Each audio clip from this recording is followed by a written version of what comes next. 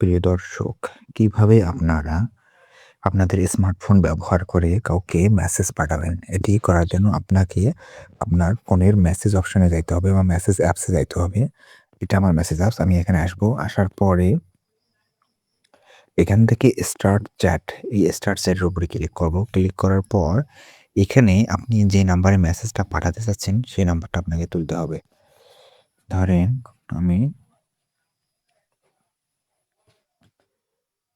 আমি এই নাম্বারে মেসেজটা পাঠাবো। তাহলে এই নাম্বারটা সিলেক্ট করলাম। সিলেক্ট করার পর আমার এই অপশানটা চলে আসলো। এই জায়গাটাতে চলে আসলো। এখন আমি যদি এখানে যে মেসেজটা পাঠাতে চাই তাহলে সেই মেসেজটা আমাকে এখানে লিখতে হবে। আমি লিখি hello, how are you? How are you আর? How are you? আচ্ছা, এখন যদি আমি সেন্ড বাটনে ক্লিক করি তাহলে মেসেজটা কিন্তু আমার সেন্ড হবে। এখন আপনার যদি কোনো কারণে সিম ২ টা থাকে তাহলে সেক্ষেত্রে কি করবেন?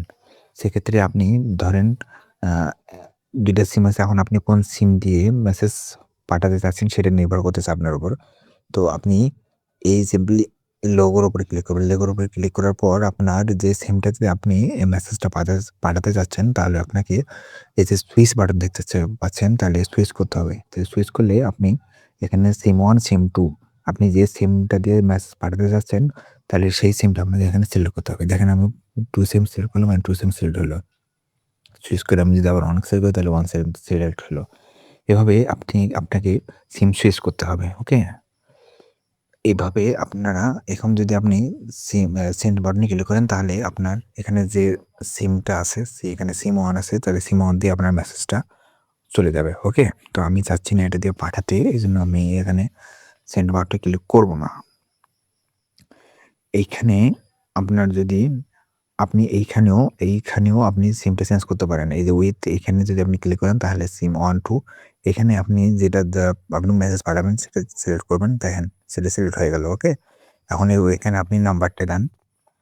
ধরেন আমরা 167 এই নাম্বারে মেসেজ পাঠাবো। তাহলে এখানে যে এখানে ক্লিক করলাম।